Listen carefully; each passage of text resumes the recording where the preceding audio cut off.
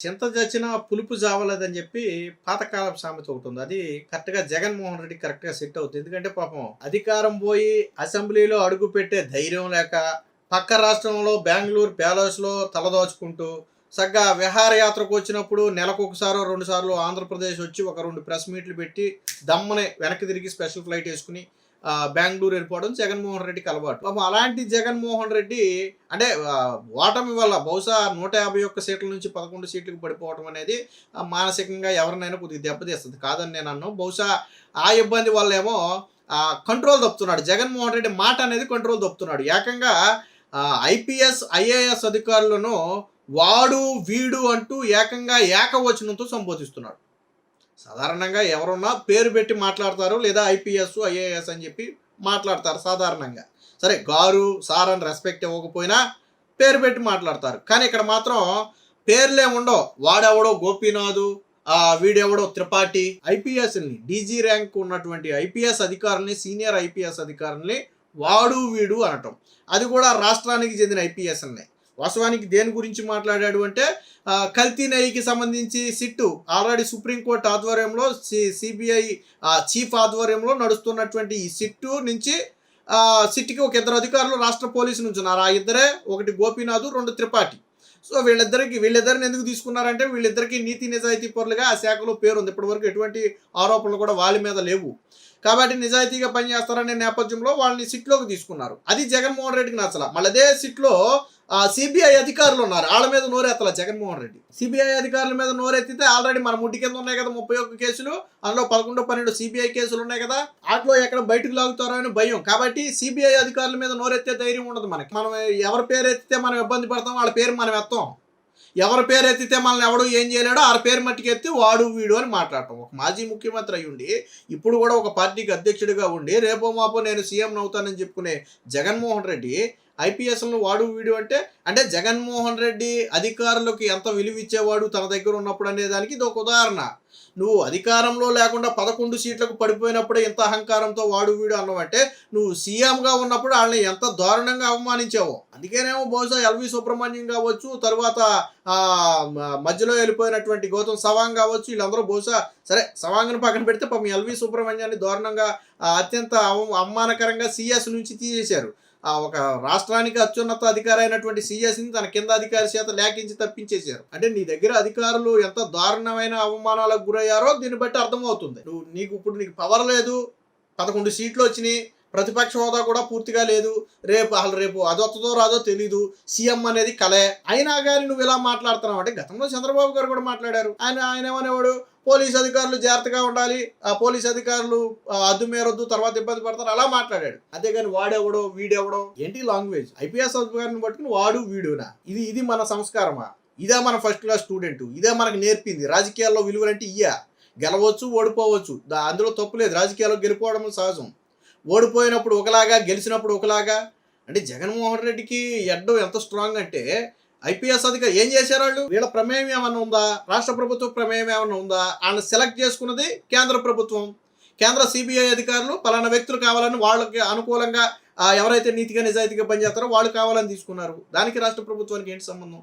దానికి అధికారికి ఏంటి సంబంధం? అంటే ఈ జగన్మోహన్ రెడ్డి గతంలో సిబిఐ జేడీని కూడా పాపం రిటైర్ అయిపోయాడు తీసుకుని.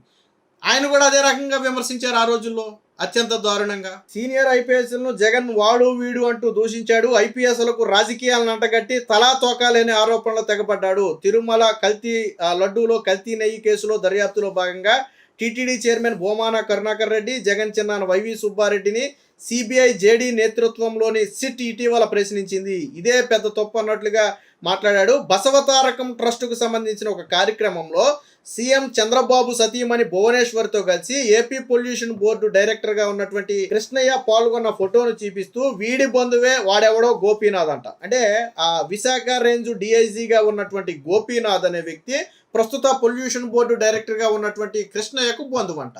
అయితే ఏంటి, కృష్ణయ్య ఏమన్నా సిట్టులో తన బంధువుని తీసుకెళ్లి పెట్టాడా, లేకపోతే చంద్రబాబు నాయుడు ఏమన్నా ఈయన కృష్ణయ్య బంధువుని తీసుకెళ్లి సిట్లో పెట్టాడా? టీంలో ఎవరు ఉండాలని డెసిషన్ తీసుకుంది ఎవరు? సిబిఐ తీసుకుంది. దాన్ని ఎవరు ఆమోదించారు?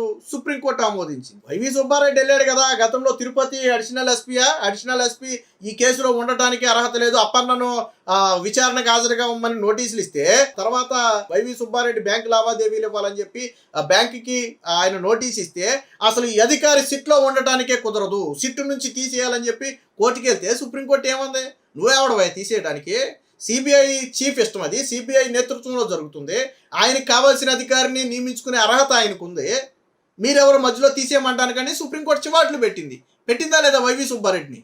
ఆ తర్వాతే కదా మీరు అన్నీ మూసుకున్నారు. సో ఒక అధికారి ఉండాలా వద్దా అనేది కోర్టు డెసిషన్. మీరు ఎవరు మరి సిబిఐ అధికారుల మీద ఎందుకు విమర్శలు చేయాలి? అసలు కేసు మొత్తం ఉంది సిబిఐ చేతిలో కదా, వీళ్ళు ఇందులో సభ్యులు మాత్రమే కదా వీళ్ళు, మరి వాళ్ళ గురించి ఎందుకు మాట్లాడాలా? అశ్వతారకంలో జరిగిన ఒక కార్యక్రమానికి పొల్యూషన్ బోర్డు డైరెక్టర్గా చైర్మన్గా ఉన్న ఆయన పాల్గొంటే జగన్మోహన్ రెడ్డికి ఏమొచ్చింది? బోర్డు డైరెక్టర్గా ఉన్న కృష్ణయ్య పాల్గొంటే జగన్మోహన్ రెడ్డికి ఏంది నొప్పి? ఆయన బంధువు అని చెప్పి గతంలో మీకు గుర్తుందో లేదో, జగన్మోహన్ రెడ్డికి బాగా అలవాటు. సుచిత్ర అలా ఇదే మనకి కోవిడ్ వ్యాక్సిన్ తయారు చేశారు కదా, అప్పుడు కూడా ఏం విమర్శలు చేశాడు? చంద్రబాబు నాయుడికి బంధువులేగా, రామోజీరావుకి వీళ్ళు బంధువులేగా, రాష్ట్రానికి వ్యాక్సిన్లు ఇవ్వచ్చుగా, వీళ్ళంతా కావాలని బ్లాక్ చేసి రాష్ట్రాన్ని ఇబ్బంది చేతగాక. పక్క రాష్ట్రాలేమో అప్పట్లో కోవిడ్కి వ్యాక్సిన్లు కావాలని పక్క రాష్ట్రాలు ఆర్డర్ ఇచ్చింది, వాళ్ళు ప్రయారిటీ ఆర్డర్ కూడా విడుదల చేశారు. ఆంధ్రప్రదేశ్ అప్పుడు 6లోనో 7లోనో ఉంది ప్రయారిటీ ఆర్డర్లు, ఎందుకంటే వాళ్ళకంటే ముందు ఆర్డర్ ఇచ్చిన రాష్ట్రానికి వాళ్ళు సప్లై చేస్తారు, మనమేమో ముందు ఏడవలేము కాబట్టి వెనకబడిపోయాం. అది ఏడవకుండా, నేను ముందు మేలుకోలేదు, నేను ముందు ఆర్డర్ ఇవ్వలేదని ఏడవకుండా, చంద్రబాబు నాయుడుకు బంధువులేగా, రామోజీరావుకు బంధువులేగా అని చెప్పి వాళ్ళని అవమానించారు.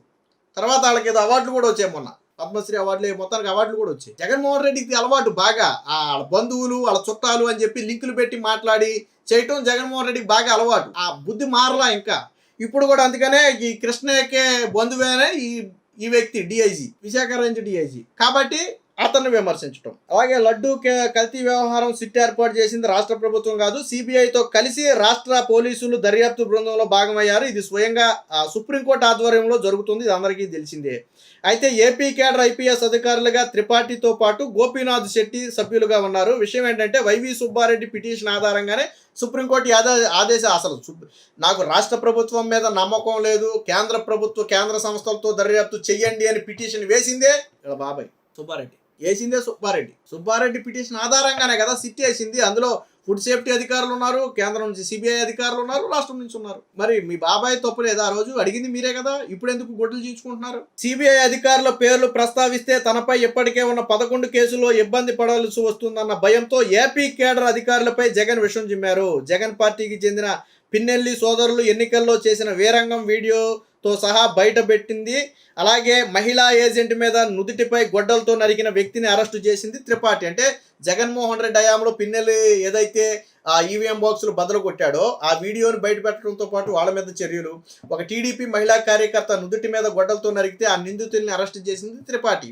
కాబట్టి జగన్మోహన్ రెడ్డికి నచ్చలేదు. ఆ కక్షతోనే కావచ్చు ఆయన మీద వీరంగం చేశాడు.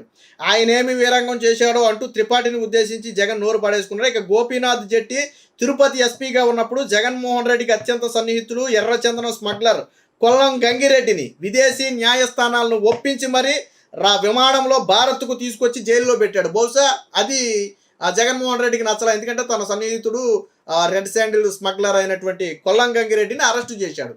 అది అందుకని నచ్చలే, అసలు విషయం అది. అంతే, దానికి ఏం చేశాడు, ఈ బంధువుని లింక్ చేశాడు అనమాట. అలాగే పోలీసు శాఖలో గోపీనాథ్ శెట్టికి నిజాయితీపరుడు సమర్థుడిగా పేరుంది. జగన్ ప్రభుత్వ హయాంలో విశాఖ మాన్యంలో పెరిగిపోయిన గంజాయి మోకల్ని ఇప్పుడు కూటమి ప్రభుత్వ అధికారంలోకి వచ్చిన తర్వాత కోకటి వేళ్లతో సహా పెకిలిచ్చేస్తున్నాడు. బహుశా అది కూడా జగన్మోహన్ రెడ్డికి నచ్చలేదు, విశాఖలో గంజాయి మొత్తాన్ని కూడా ఇది చేయటం. అంటే ఒక ఉన్నతమైన స్థానంలో ఉండి మాజీ ముఖ్యమంత్రిగా ఉండి రేపు ముఖ్యమంత్రి అవుతానని చెప్పుకునే వ్యక్తి అధికారులకు ఇలాగా బంధుత్వాలు, కులాలు, మతాలు అడ్డం పెట్టి మాట్లాడటం ఎంతవరకు కరెక్టు? పోనీ కొంతమంది మేనేజ్ చేస్తున్నారని మాట్లాడుండొచ్చు, రాజకీయ విమర్శలు అనుకుందాం కాసేపు. వాడు వీడు అని చెప్పి మాట్లాడటం ఏంటి? ఒక సీనియర్ ఐపీఎస్ అధికారుల్ని, ఐజీ డిఐజీ ర్యాంక్ అధికారుల్ని వాడు వీడు అని మాట్లాడితే అది జగన్మోహన్ రెడ్డి అహంకారం. జగన్మోహన్ రెడ్డి అహంకారానికి నిదర్శనం అది.